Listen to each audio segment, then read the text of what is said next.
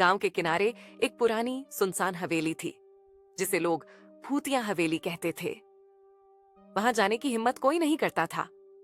बुजुर्ग कहते थे कि सालों पहले वहां एक औरत रहती थी जो अचानक गायब हो गई थी। उसके बाद से ही अजीब घटनाएं होने लगीं। लोग दावा करते थे कि उन्होंने हवेली की खिड़कियों में एक सफेद साया मंडराते हुए देखा था।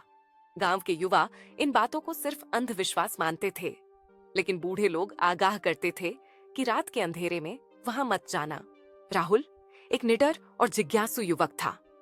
उसे भूत प्रेत की कहानियों पर भरोसा नहीं था। एक दिन उसने अपने दोस्तों से कहा, मैं आज रात हवेली में जाऊंगा और देखूंगा कि वहां सच में भूत है या सिर्फ अफवाहें हैं। उसकी बात सुनकर दोस्त डर गए, लेकिन उसे रोकने की कोशिश नहीं की। रात के 12 बजे राहुल एक टॉर्च लेकर हवेली की तरफ बढ़ा। चांदनी रात में हवेली और भी डरावनी लग रही थी। दरवाजा चरमराते हुए खुला। अंदर घना अंधेरा था। राहुल ने टॉर्च जलाई और चारों ओर देखने लगा। दीवारों पर पुरानी पेंटिंग्स थीं, जिनमें कुछ डरावने चेहरे उभरे हुए थे। तभी उसे सीढ़ियों के ऊपर हलचल महसूस हुई, लेकिन वहां कुछ नहीं था। राहुल ने सोचा कि यह उसका वहम है और आगे बढ़ गया। जैसे ही उसने एक पुराने कमरे का दरवाजा खोला, उसे ठंडी हवा का झोंका महसूस हुआ। अचानक पीछे से दरवाजा अपने आप बंद हो गया। राहुल का दिल तेजी से धड़कने लगा, लेकिन उसने हिम्मत नहीं हारी। तभी उसे एक औरत के सिसकने की आवाज सुनाई दी। आवाज ऊपर के कमरे से आ रही थी। राहुल ने डरते डरते सीढ़ियां चढ़ना शुरू किया।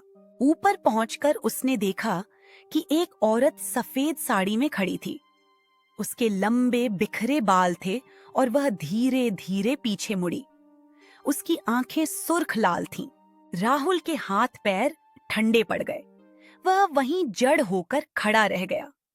अचानक वह चुड़ैल हवा में तैरते हुए उसकी तरफ बढ़ी और बोली, तू यहाँ क्या कर रहा है? ये जगह तेरे लिए नहीं है। राहुल के शरीर में झुरझुरी दौड़ गई। उसने भागने की कोशिश की, लेकिन उसके पैर जैसे जम गए थे। चुड़ैल और करीब आई और अचानक गायब हो गई। दरवाजा फिर से अपने आप खुल गया।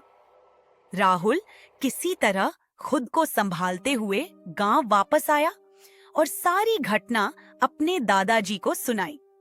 दादाजी ने गहरी सांस लेते हुए कहा, वह औरत सुहागिन थी जिसे उसके पति ने मारकर हवेली में दफना दिया था। उसकी आत्मा आज भी न्याय की तलाश में भटक रही है। राहुल ने गांव वालों को यह बात बताई। अगले दिन गांव के पुजारी ने वहां पूजा करवाई और चुड़ैल की आत्मा की शांति के लिए अनुष्ठान किया। इसके बाद से हवेली में अजीब घटनाएं बंद हो गईं।